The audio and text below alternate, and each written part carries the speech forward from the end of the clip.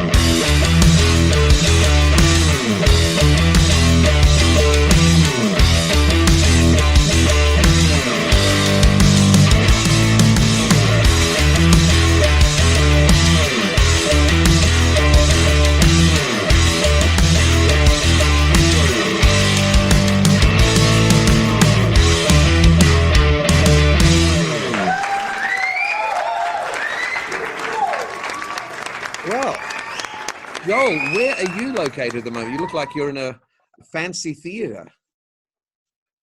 I'm at home. I've set up some curtains so that I feel like I'm doing a show, which is important. Keep my sanity. I feel like I'm performing now, which is great. It is. So these just happen to be curtains you had. Are they curtains you use during your normal stage shows? They are, and even when I'm not doing stage shows, just by setting up curtains, this transforms a school hall into a theatre all of a sudden. That's the touch of a professional. So, Joel, how long have you been doing magic? Because I know you always as JD, and you'll always be little JD to me. Since I was 6 years old, I've had an interest in magic, and I'd run out of relatives to show my tricks to, so I went busking out in Charlestown Mall. You could do that back then without any permits or anything. You could just go and set yourself up. And it was my dad who said, "Oh, this isn't safe. You shouldn't, someone your age shouldn't be out on the street giving out your name and contact information." He said, "Just call yourself JD." So I used my initials, and I've kind of stuck with that. Wow, I was wondering where JD came from. And then in 1997, the NBN telethon happened, and they were looking for acts to perform for free, but on TV. And so I got shown on TV very early. And then a few months later, hey, it's Saturday. And after these little TV spots, people asked, "Could you come and do our kids' party? Or could you perform at the church fete or the community event?"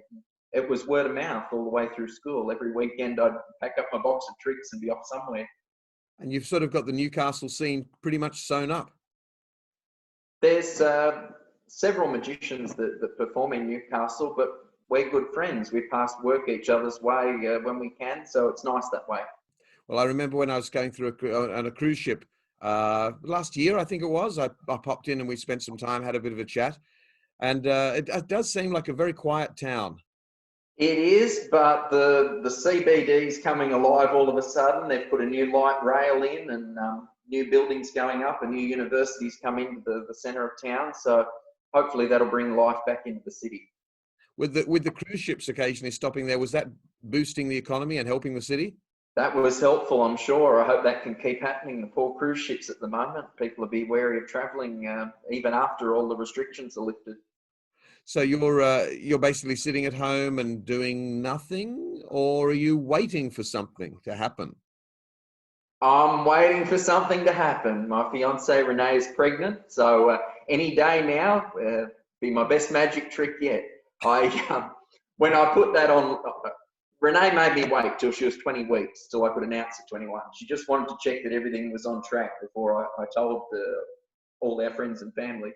And I put on Facebook a picture of the scan, and I put it as the heading, "My best magic trick yet." And someone wrote in and said, "Yeah, but we know how you did it." I guess I was asking for that sort of remark. Well, you do like to specialize in classical magic, and it doesn't get much more classical than that. I guess so. Now, how did your love of classical magic begin? I think it was from knowing Connie Rooklin. She moved from Sydney to Newcastle when she got a bit older, and I got to spend a bit of time with her. Her home was 15 minutes away from where I lived, and she'd invite me over and tell me stories about Maury, her husband, a famous magician, and their life on the road together. And in her den, she had pictures of Maury Rooklin, and he looked like a magician. He had the top hat, the cane, the cigar in his mouth, because that looked elegant back then when that was being taken. But you just look at the photo and immediately know, that's a magician. So I think that's where my love for this classical look came from. And so it's not just the look, but it's also the effects. Like Maury was an expert at the billiard balls, and he won FISM awards for doing his billiard ball manipulation. Have you learned his routine? No, not his routine. I'd love to tell you I could do his routine, but no, that's best kept with him, I think. He won the sleight of hand and manipulation contest against 560 competitors from 27 countries. The routine of multiplying billiard balls helped him to take out the world championship. I practiced 12, 14, 16 hours a day. Sometimes I would practice all day and right through the night to the dawn.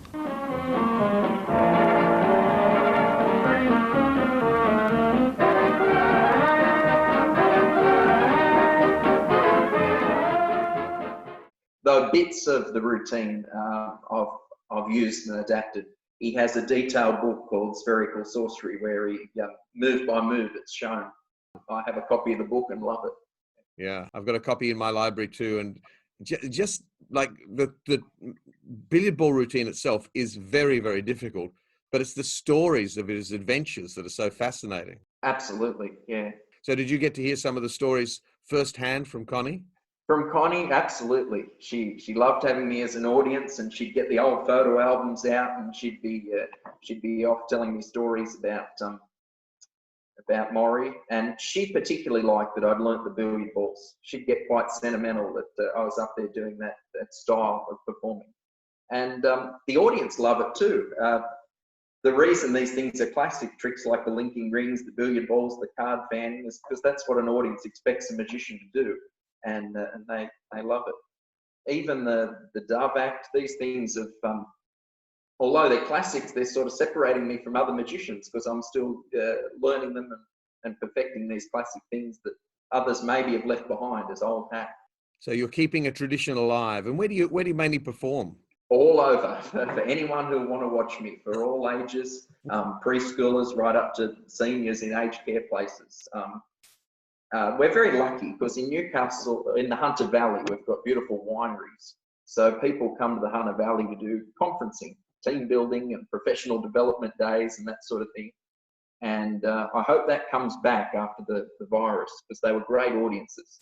They're people who've been conferencing all day. So by the time I showed up, they were ready to relax and have a laugh, and it worked really well. So hopefully I'll get back into that. But they were among the first shows to be cancelled when the virus came along because, people had to travel to be there, and they were large shows where there were a lot of people from different parts of Australia congregating. Well, my cruise ship agent, Wayne Cornell, he speaks very highly of you. He uses you a lot in one of his variety shows. It's like an old-time variety show, is that right? They are. They're great fun. Wayne Cornell produces them, and they're called Back to the Tivoli. Each act does 15 minutes, and I'm among showgirls, musical acts, singers. It's a really fast-paced show. The audience doesn't get a chance to get restless because they see 15 minutes of each act, and there's great variety. He does a good job with them, and he's been running them for, I think it was 25 years, he told me, different clubs all around Australia. But it's fascinating because there's such a movement within magic to try and get the latest tricks and be modern and do all these new sort of things and throw away the old-fashioned style of the top hat and cane. But you've totally embraced it. Yes, yeah. I don't know. I just love the exciting visuals of it. There's something interesting for people to watch. You also have been influenced a lot by another magician, someone who was essentially your mentor. Yes, Jim McKeague. he passed away only a week ago. His funeral was on Monday. I never really had lessons with him as such, but when I was creating anything, all of my best pieces of magic, he'd always have an input. I'd ask him, how would we do this? Can you help me think of a method for that? And I've got letters from him stacked up in a big crate because he didn't have the internet for a long time, so he wouldn't send emails, he'd write letters, and I've kept them all. Each letter's packed with different ideas. He was a very practical magician. If we were working on something, he'd say to me, let's come up with a method that you can do outdoors in the sunlight where you're not relying on lighting. Let's come up with a method that we can do surrounded for if there's someone standing at a bad angle. And that's how we'd come up with things. We'd try and iron out the problems with each method and make it very practical. And that was great for my confidence, because I could go out and perform these things and know that, you know, we've got certain things covered. Jim has an amazing story. He lived on the Central Coast, and over a decade ago, they said to him, you've got cancer, you've got 12 months, you better go home and get your affairs in order and say goodbye to everyone in far north Queensland, in Ravenshoe, where he grew up. And when he went home, he met up with his childhood sweetheart, Gwen, and they remarried.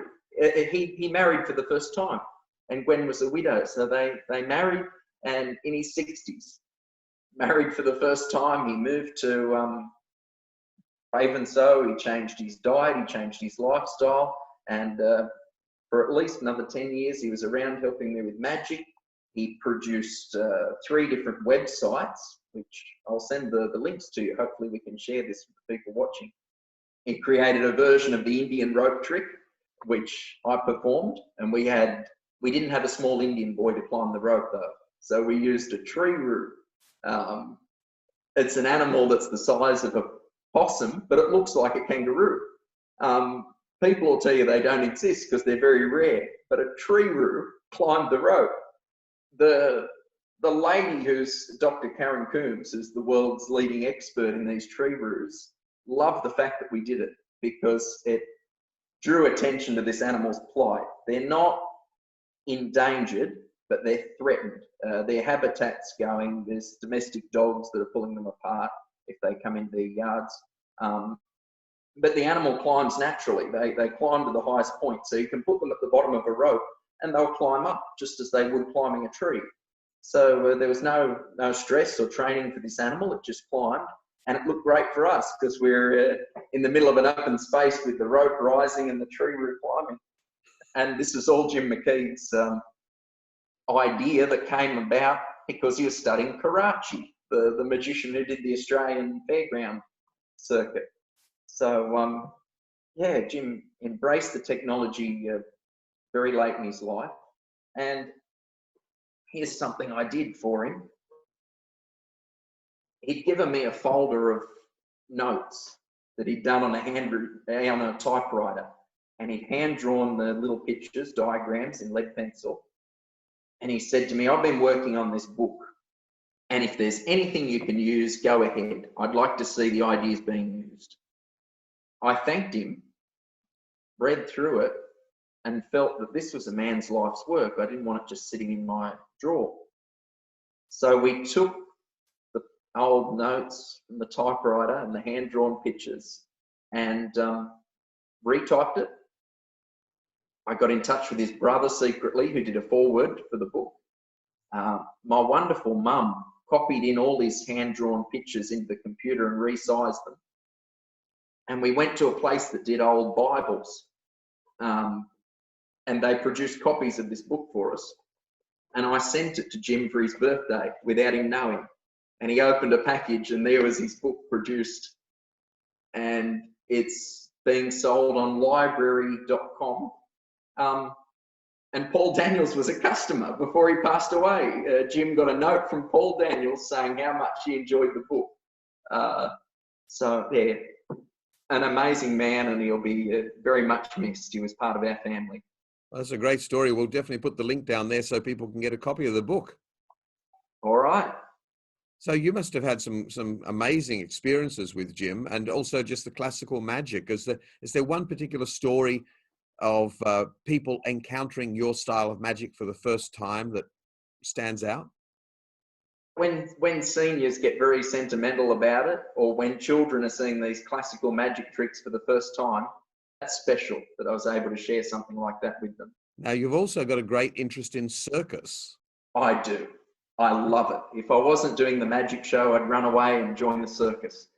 Every time there's a circus in town, I go and see them at least once or twice. I'm hovering around the circus lots like a bad smell. I think it's great. Back in the year 2000, the Olympic year, I had the pleasure of performing with Lennon Brothers Circus when they came to Spears Point Park.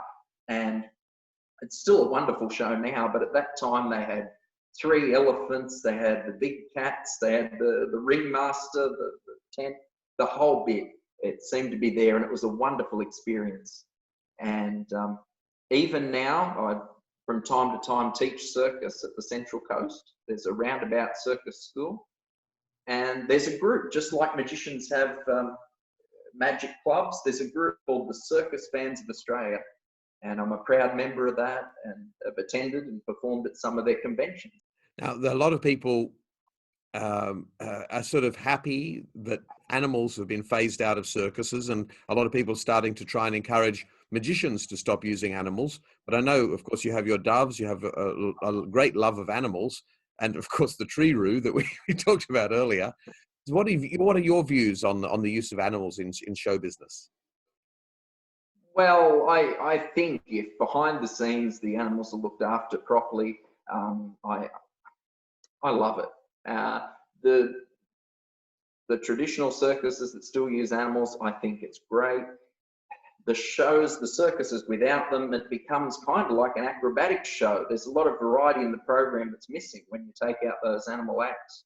And I'm proudly using the doves in the act, and for the most part, the audiences enjoy it. And I've really not ever had a complaint at all in 16 years or so of using them professionally at public shows. I think if you do have a concern about an animal or how it's treated, go and ask the performer to show you behind the scenes, maybe ask them questions about it. Don't read propaganda that pops up online, because there's a lot of mistruths out there, which is a bit sad to see, because there are people who are doing the right thing. So yeah, I won't be too political on this call, but that's all I'll say about that. Well, I think the good thing is that people, when they see your act, they can see how much you love your animals and how well you treat them. And that's the important thing. I really hope so. Yeah, I really hope so. So can you give some advice for both your circus family and your magic family, all these people who are sitting in quarantine, they've lost all their work, they don't know what's going to happen in the future? What should they be doing? How should they be planning for the future? This is an excellent question. What I'm doing personally is everybody who's had to cancel their bookings, I'm keeping a list of those people. And once this is behind us and the restrictions are lifted, I'm going to contact them all with a very polite email or phone call and say, hey, how about that show that was postponed? Let's reschedule it. Let's get this happening. But that's me being optimistic. I think this will take time. Even after the restrictions are lifted, people will be a little bit wary of coming out to shows. So I think it'll take time. I have produced some videos and put them up on my Facebook page, which I really enjoy doing. That was a good way to share my magic with people at the moment.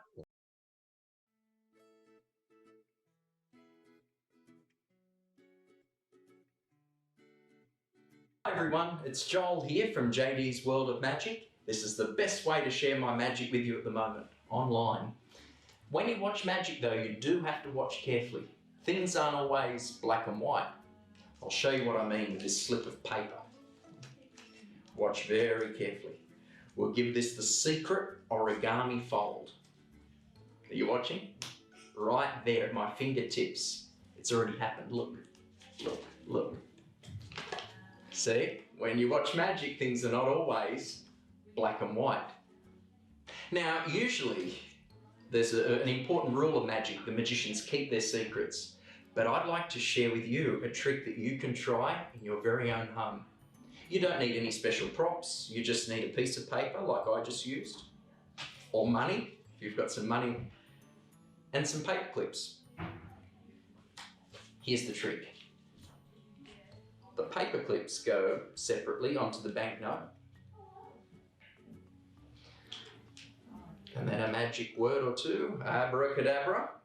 And look, those two separate clips fly into the air and join together. Here's how to do it. What you need to do is make the letter S with your banknote. That's probably a backward S on the camera, but you get the idea. It's an S. Squash the S down small, but don't fold it. It's just an S that's been squashed down small. One clip goes on each end of the S. But not right on the end, because you still want this little tab here to grab with your finger and thumb. And you're going to pull, and they fly in the air and join. It just works. If you've set it up this way, it's just going to work for you. I'm sure this was created by someone in their office who had a lot of time on their hands and just worked out that if you pull, clips fly in the air and join. Watch this video a few times and practice it with some clips and some paper in your hands, and you'll see how it happens. Well, everybody take care, and I'll be back shortly to share some more magic with you. Bye for now. I'm missing the audience. I'm missing the reactions. Even the great videos I've seen in my Facebook newsfeed of performers, it's not quite the same as seeing those same people live. There's an energy, an excitement that's just missing off our screens. So hopefully this will all be behind us soon. I thought 3 or 4 months, but there's people who have contacted me in the last week cancelling shows for September. So that's a worry. I've had the same thing. It will be interesting to see how it all pans out and how people start adapting. I know there's a lot of people doing online shows, but as you say, it's hard. It's like the online lectures. A lot of people have been doing online lectures with Penguin and Murphy's at the table, that sort of stuff. And as a consequence, the attendance for live lectures did drop dramatically. So the question is, if you give away too much, do people get used to watching free content online and not want to pay to come and see the show or pay to book a magician in the future? Yeah, it's very difficult. It'll be interesting to see what happens. Such an uncertain time for everyone. But I can understand the need to perform and share your magic with people. So I can see why people are doing that. By the way, Tim, thank you. I've been really enjoying the Laneway. Sorry.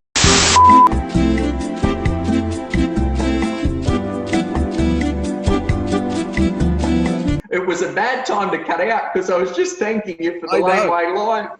I know. So you have to start that whole sentence again, that whole paragraph again. Sorry.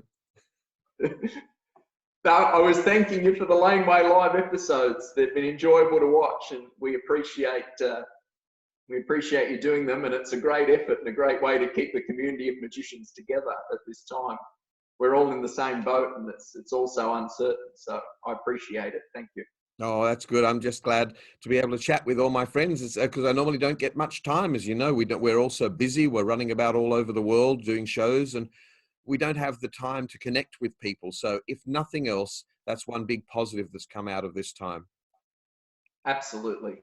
And there's certain magical effects that I own that you've got to remember the sequence of how it goes. If you're not performing the trick all the time and you just do it every now and then, when you get it back out, you've got to remind yourself of the choreography of the script. So that's another thing I've been doing. I've been taking these things out of my shed and bringing them inside and practicing them so that when we're back doing shows, I'll have a lot of new material or old material that I'm bringing back. So you found a few tricks that you haven't done for a while. Absolutely, and that's fun.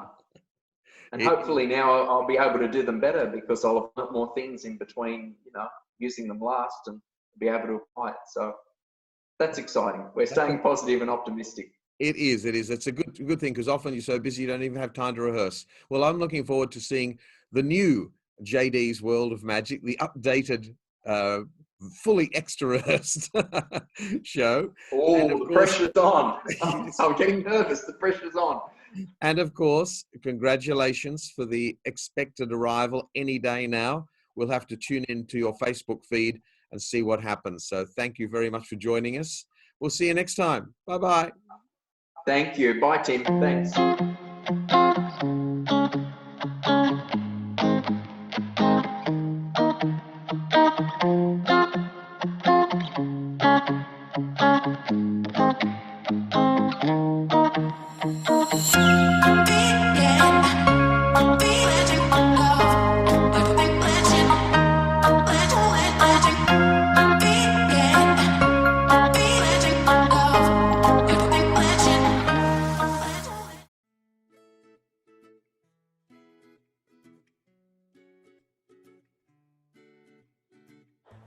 Hi everybody, it's Joel from JD's World of Magic. With performances postponed, this is the best way to share my magic with you at the moment. I'll still have some surprises and some easy magic tricks that you can try at home.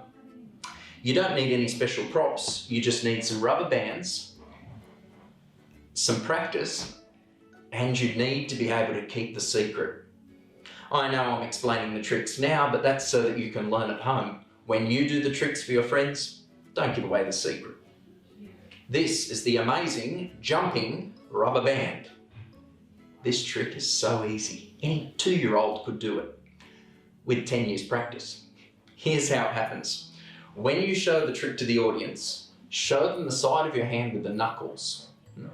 But from the back, this is what's going on. It's pretty sneaky. You pull the band straight back. No need to make the sound effect, I just do that. You can pull it straight back. Now curl all 4 fingers inside that band. All 4 fingers curled inside the band. So from the front, this is what it looks like. From the back, that's how it's set up. Open your hand, and it'll flick across as if by magic. Once again, slowly. That's how it looks. Open your hand up. I'll open my hand up slowly now so you can see it go across. But when you open your hand up quickly, it looks like magic. Watch the tape back a few times and you'll be able to do this too. Have a magical day everyone, and do take care. Till next time, bye for now.